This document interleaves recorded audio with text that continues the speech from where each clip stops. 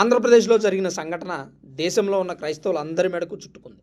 క్రైస్తవాన్ని అనుసరించే వ్యక్తులు చివరికి వారి ఎస్సీ హోదా కోల్పోయి ఎస్సీ ఎస్టీ అట్రాసిటీ కేసు పెట్టడానికి కూడా అర్హత లేకుండా పోయే పరిస్థితికి వచ్చింది. గుంటూరు జిల్లా పిట్టలవానిపాలెం మండలం కొత్తపాలెంకు చెందిన చింతాడ ఆనంద్ అనే పాస్టర్ తనపై అక్కల రామిరెడ్డి అనే వ్యక్తి దాడి చేశాడని హైకోర్టులో ఎస్సీ అట్రాసిటీ కేసు నమోదు చేశాడు. క్రైస్తవాన్ని అనుసరిస్తున్న వ్యక్తి ఎస్సీ ఎస్టీ అట్రాసిటీ కేసు పెట్టడానికి అనర్హుడని కోర్టు తీర్పునిచ్చింది. పాస్టర్ చింతాడ ఆనంద్ అంతటితో ఆగకుండా సుప్రీంకోర్టుకు కూడా వెళ్ళాడు. సుప్రీంకోర్టు కూడా హైకోర్టు తీర్పును సమర్థించింది.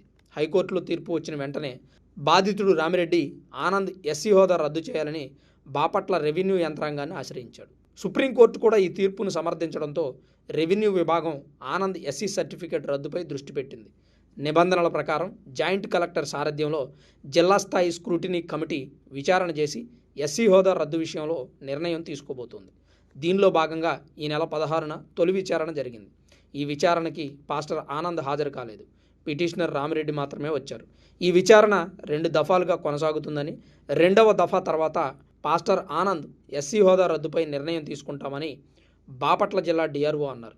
ఒకవేళ పాస్టర్ చింతాడ ఆనంద్ ఎస్సీ హోదా కనుక రద్దయితే దేశంలో ఉన్న పాస్టర్లు క్రైస్తవులందరికీ కూడా ఎఫెక్ట్ అయ్యే అవకాశం ఉంది.